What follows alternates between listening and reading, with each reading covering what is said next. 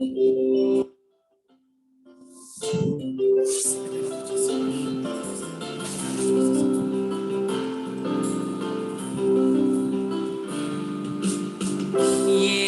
मसीह भरोसा मेरा, तू ही सहारा है मेरा। मुश्किल समय में तू ही दिलासा, साथ रहेगा तू सदा। करुणा भलाई तेरी सदा रहेगी मुझ पर, तेरी विश्वास योग्यता देखूंगा मैं उम्र भर। मैं हाथ उठा कर गाऊंगा, यीशु तेरा नाम है ऊंचा। मैं हाथ उठा कर गाऊंगा, यीशु तेरा नाम है ऊंचा। मौत से है बचाया तूने, जीवन नया है दे दिया। नाम लेकर पुकारा मुझे, महिमा से मुझको भर दिया। करुणा भलाई तेरी सदा रहेगी मुझ पर, तेरी विश्वास योग्यता देखूंगा मैं उम्र भर। मैं हाथ उठा कर गाऊंगा, यीशु तेरा नाम रहे ऊंचा। मैं हाथ उठा कर गाऊंगा, यीशु तेरा नाम रहे ऊंचा। मैं हाथ उठा कर गाऊंगा, यीशु तेरा नाम रहे ऊंचा। आदर और महिमा हो तेरी, तू ही हमारा खुदा। पूरी हो तेरी ही मर्जी, आए तेरा राज यहाँ। आदर और महिमा हो तेरी, तू ही हमारा खुदा। पूरी हो तेरी ही मर्जी, आए तेरा राज यहाँ। हम हाथ उठा कर गाएंगे, यीशु तेरा नाम रहे ऊंचा। हम हाथ उठा कर गाएंगे, यीशु तेरा नाम रहे ऊंचा। मैं हाथ उठा कर गाऊंगा, यीशु तेरा नाम रहे ऊंचा। अब्बा तेरा नाम रहे ऊंचा, आत्मा तेरा नाम रहे ऊंचा।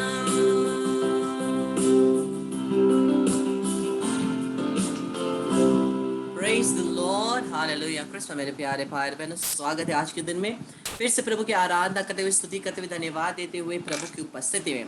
आइए कृष्ण मेरे प्यारे भाई बहनों, आज हम लोग प्रभु के वचन को देखेंगे, कुछ सीरियस वचनों को देखेंगे, कुछ सीरियस टॉपिक्स को देखेंगे जो हमारे जीवन के लिए बहुत ज़रूरी है। कृष्ण प्यारे भाई बहनों, हम लोग जानते हैं, हम लोग सभी को ये वचन अच्छे से पता है, John 3:16। John 3:16, John chapter 3 verse 16।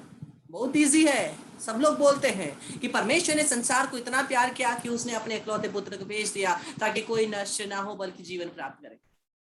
बहुत आसानी से बोल देता है ना, ये वचन सबको पता है। God so loved the world that he gave his only begotten son so that the people may not perish but may have eternal life. बहुत आसानी से बोलते हैं, लेकिन हम लोग खुश होते हैं केवल इतने के लिए खुश होते हैं कि ओ परमेश्वर ने संसार से प्यार किया, अपने पुत्र को भेजा, जिससे जो उसमें विश्वास करे उसका सर्वनाश ना हो बल्कि अनंत जीवन प्राप्त करे। हम लोग केवल अच्छे चीजों को ले रहे हैं, एक चीज को भूल जा रहे हैं जो सबसे इंपॉर्टेंट। परमेश्वर ने अपने बेटे को क्यों भेजा? परमेश्वर ने अपने बेटे को क्यों भेजा? ताकि जो उसमें विश्वास करे उसका सर्वनाश ना हो, सर्वनाश ना हो। ये पाठ हम लोग मनन चिंतन करना भूल जाते हैं। हम लोग भूल जाते हैं, हम सोचते हैं केवल परमेश्वर आया है, यीशु आया है, उसमें विश्वास करते हैं, मुक्ति मिल गई है। लेकिन क्यों आया यीशु? ताकि जो उसमें विश्वास करे उनको वो उनका सर्वनाश ना हो।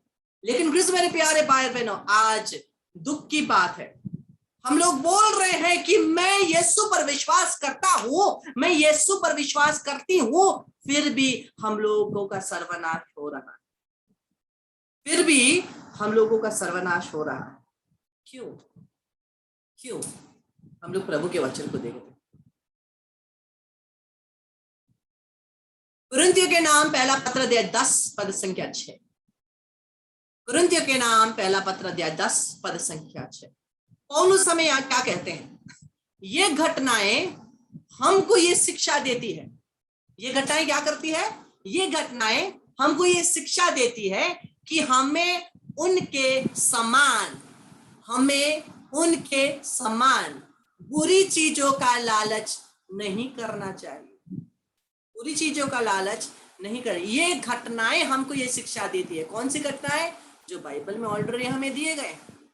बाइबल में बहुत सारी घटनाएं हैं जो हमें बताती है कि अगर हम लोग परमेश्वर के विरुद्ध जाएंगे क्या होगा, अगर उसके वचन को नहीं मानेंगे क्या होगा, अगर हम लोग उसके वचन के ऑपोजिट डायरेक्शन में जा रहे हैं क्या होगा, अगर हम उसके परमेश्वर के विरुद्ध खड़े होते हैं तो क्या होगा।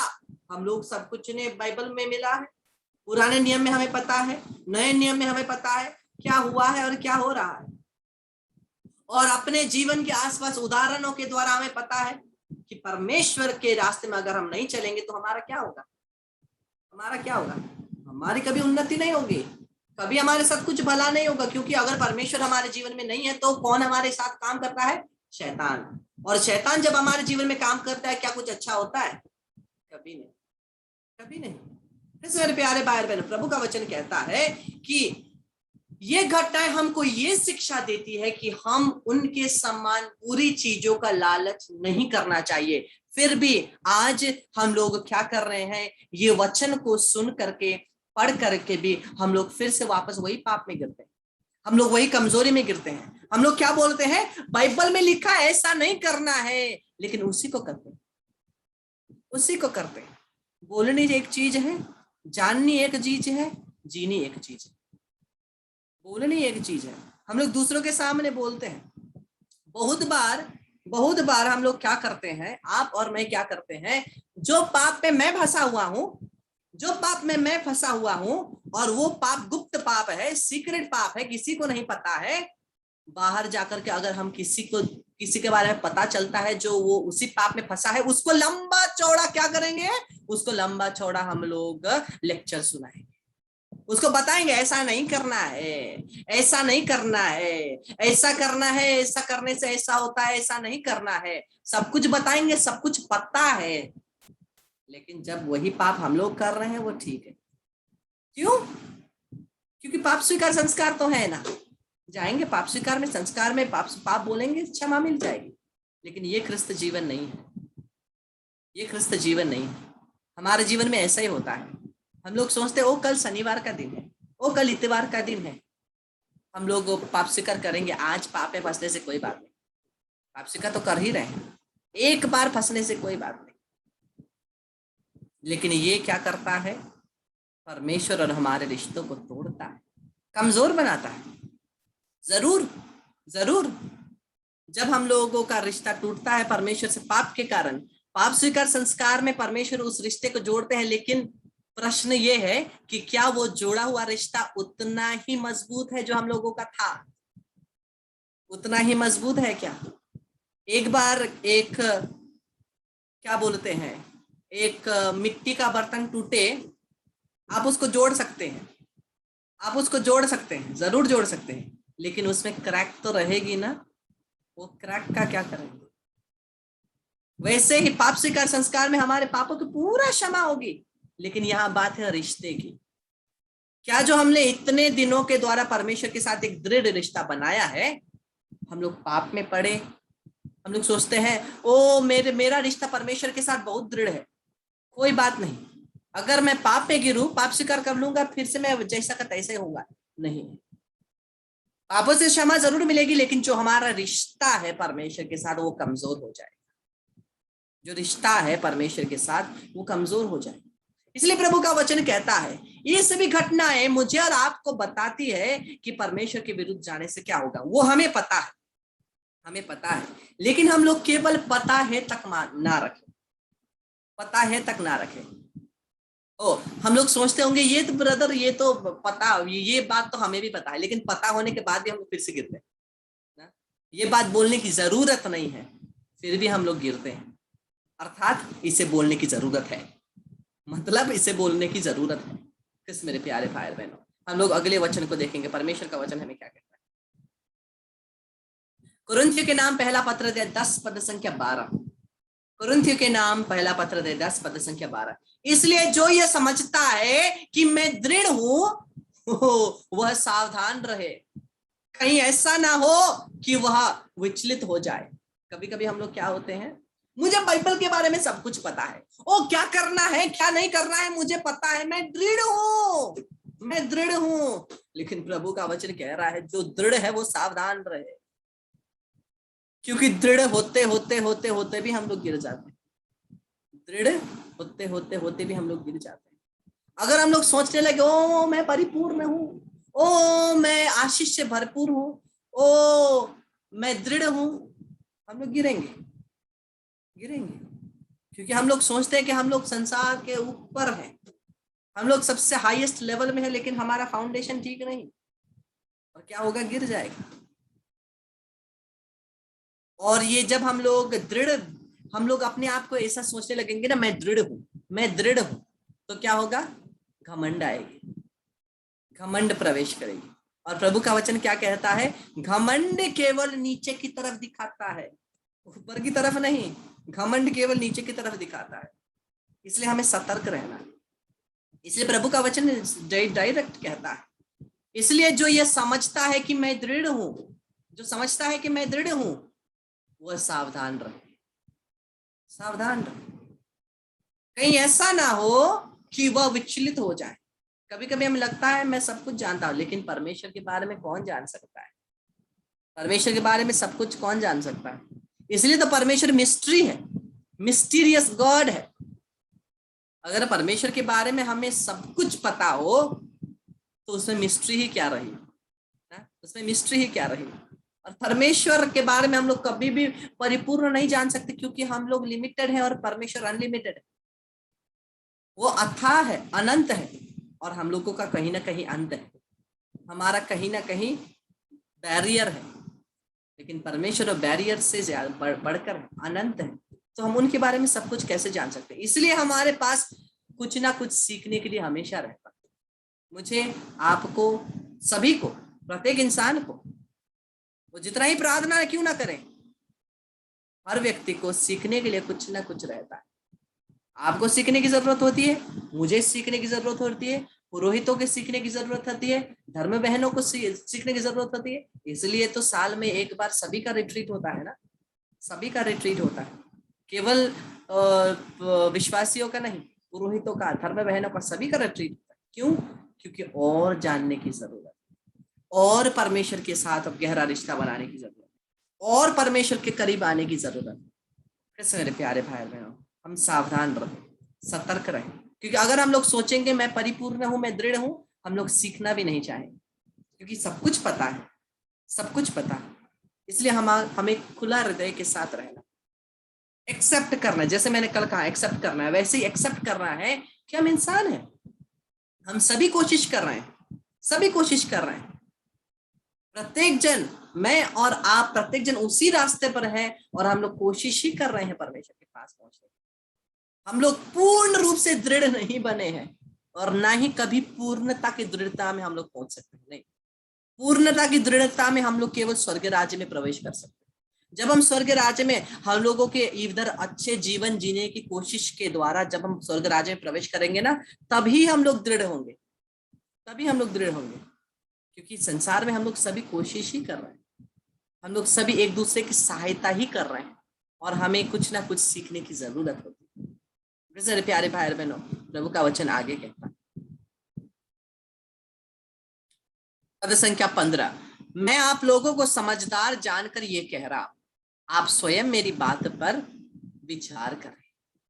आप स्वयं मेरी बातों पर विचार करें। मेरे प्यारे भाई और बहनों, हम सभी समझदार हैं, हम सभी समझते हैं, सब कोई समझते हैं, कोई मूर्ख नहीं, सब कोई समझते हैं। इसलिए मुझे और आपको पवित्र वचन पर विचार करना है और पवित्र वचन के साथ साथ अपने ऊपर विचार करना है, अपने आप को जांचना है। मैं कहाँ हूँ, पवित्रता में कहाँ हूँ, घमंड में कहाँ हूँ, विश्वास में कहाँ हूँ, मेरा क्या किस प्रकार, मैं प्रार्थना इतना करता हूँ लेकिन मेरी सोच एक दूसरे के लिए क्या है। मैं इतना प्रार्थना करता हूँ लेकिन क्या मैं सभी लोगों के साथ हंस सकता हूँ। कभी कभी हम लोग के अंदर ये प्रॉब्लम होता है, प्रार्थना बहुत करेंगे, बहुत प्रार्थना करेंगे, लेकिन एक व्यक्ति दिख जाए काला चेहरा बन जाएगी, इतना उतर जाएगा, स्माइल नहीं कर सकेंगे, हंस नहीं सकेंगे, तो प्रार्थना का फायदा क्या? क्या वो पवित्र जीवन है? हम लोग केवल, अगर हम लोग पूर्ण केवल प्रार्थना ही करते रहेंगे और लोगों के साथ घुल मिल नहीं कर सकेंगे तो हम लोग दृढ़ नहीं है, हम लोग दृढ़ नहीं है, विश्वास में दृढ़ नहीं है। क्योंकि अगर यीशु ऐसा चाहता तो वो केवल गुफा में बैठ करके प्रार्थना ही करता और जाकर के कलवारी पे मर जाता ना। लेकिन उसने क्या किया? लोगों के साथ घुल मिला, क्योंकि वो चाहते हैं मैं और आप भी लोगों के साथ घुल मिले, मैं और आप लोगों के साथ एक होएं, एक दूसरे की सहायता करें, एक दूसरे की सहायता करें। सारे प्यारे भाई बहन, ये बहुत जरूरी है। कभी कभी हम लोग क्या होते हैं, हम लोग अगर प्रार्थना में थोड़ा आगे बढ़ते हैं ना, दूसरों को बताना नहीं चाहते, दूसरों को बताना नहीं चाहते। अगर हमें कोई अच्छा प्रार्थना करने वाला प्रीचर मिला, पुरोहित मिला, प्रार्थना मिला, हम दूसरों को शेयर नहीं करना चाहते। क्यों? क्योंकि हमें लगता है वो व्यक्ति और बढ़ेगा, मेरे जितना ना बढ़े। कभी कभी सबके पास नहीं, किसी किसी के पास ये थिंकिंग होती है, किसी किसी के पास ये थिंकिंग होती है कि मैं बढ़ूं दूसरे ना बढ़े, सब मेरे पास आए प्रार्थना मांगने के लिए, वो ना बढ़े। और ये थिंकिंग गलत है, ये थिंकिंग सही नहीं है। तो प्रभु का वचन आगे कहता है, लेवी का ग्रंथ अध्याय 26 का 23वां पद, लेविटिकस, लेवी का ग्रंथ।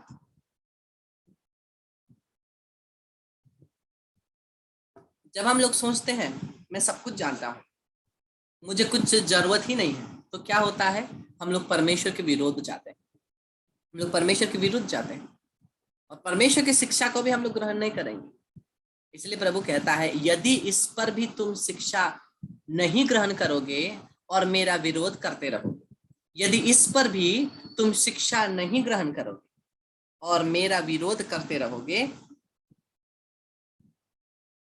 तो मैं तुम्हारा विरोध करूंगा। प्रभु कहते हैं, अगर तुम मेरा विरोध करोगे ना, मैं तुम्हारा विरोध करूंगा और तुम्हारे पापों के लिए 7 गुण दंड दूंगा। इसमें मेरे प्यारे भाई बहन, रोज हम लोग बहुत अच्छे अच्छे सुंदर सुंदर वचन सुन रहे हैं ना, आज थोड़ा डंडा भी बढ़े। हाँ, प्रभु का वचन हमें क्या कह रहा है? अगर तुम मेरे वचन को स्वीकार नहीं करोगे तो तुम क्या करोगे? मेरा विरोध करोगे, और अगर तुम मेरा विरोध करोगे, मैं भी तुम्हारा विरोध करूंगा और तुम्हें 7 गुना दंड दूंगा। बस मेरे प्यारे भाई बहन, वचन को ग्रहण करना बहुत जरूरी है, अपने आप को चेक करना बहुत जरूरी है। जैसे मैंने कहा, यीशु परमेश्वर ने संसार से इतना प्रेम किया कि उसने अपने इकलौते पुत्र को भेजा ताकि जो उसमें विश्वास करे वो उनका सर्वनाश ना हो। कृष्ण मेरे प्यारे भाई और बहनों, यीशु इस संसार में आए हैं मेरे और आपके लिए, उन्होंने क्रूस पर मरा, और फिर भी अगर हम सर्वनाश हो रहे हैं तो ये परमेश्वर के लिए बहुत दुख की बात, परमेश्वर के लिए बहुत दुख की बात है। इसलिए हमें अपने आप को जांचते रहना है। हम लोग विश्वास तो करते हैं, प्रार्थना तो करते हैं, लेकिन अपना जीवन भी देखना है, अपना जीवन भी देखना है, अपने जीवन को जांचना है। किस प्रकार का जीवन मैं जी रहा हूँ, मेरे जीवन में क्या हो रही है, मेरा दूसरों के साथ संबंध कैसा है। हम लोग कभी भी परमेश्वर के साथ अच्छा संबंध और दूसरे के साथ बुरा संबंध, ऐसा कभी नहीं होता है। परमेश्वर के साथ और लोगों के साथ एक सा अच्छा संबंध होना है। क्यों? क्योंकि जो संबंध मेरा और परमेश्वर का है उसी से प्रेरित होकर मेरा और दूसरे व्यक्तियों का संबंध होना है। मतलब अगर परमेश्वर और मेरा रिश्ता अच्छा है तो मेरा और दूसरे व्यक्ति का रिश्ता भी अच्छा होगा।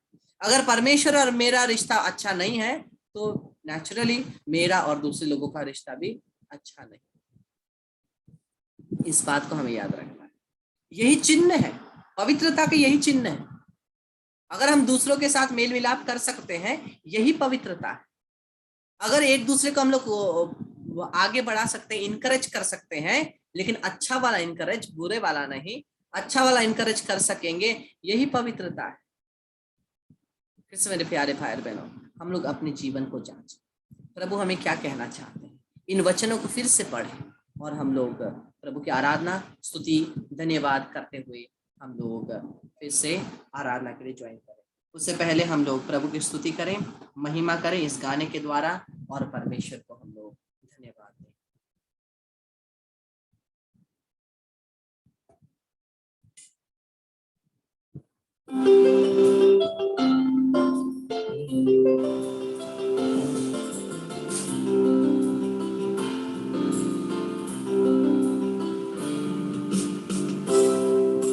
यीशु मसीह तेरे जैसा है कोई नहीं, तेरे चरणों में झुके आसमां और महिमा गाए ज़मीन। यीशु मसीह तेरे जैसा है कोई नहीं, तेरे चरणों में झुके आसमां और महिमा गाए ज़मीन। हम गाए हो ज़ना, तू राजाओं का है राजा, तेरी महिमा होवे सदा। तू है प्रभु हमारा खुदा, हम गाए हो ज़ना, तू राजाओं का है राजा, तेरी महिमा होवे सदा। तू है प्रभु हमारा खुदा, प्यारे पिता, तूने हमसे इतना प्यार किया, हमें पापों से छुड़ाने को अपने बेटे को कुर्बान किया।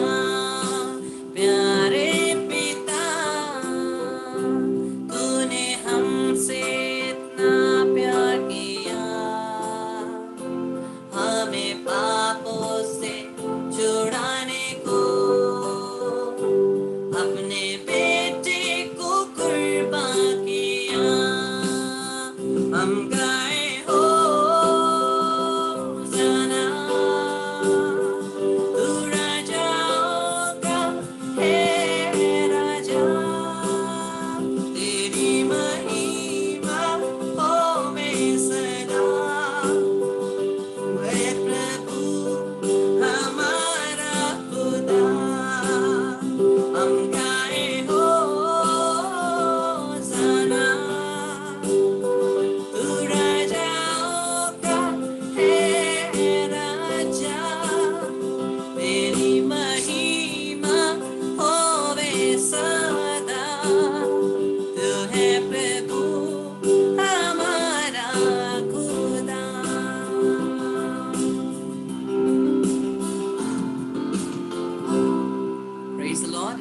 से एक फेत रोजरी माला बिनती बोल करके आराधना के लिए वापस आएंगे।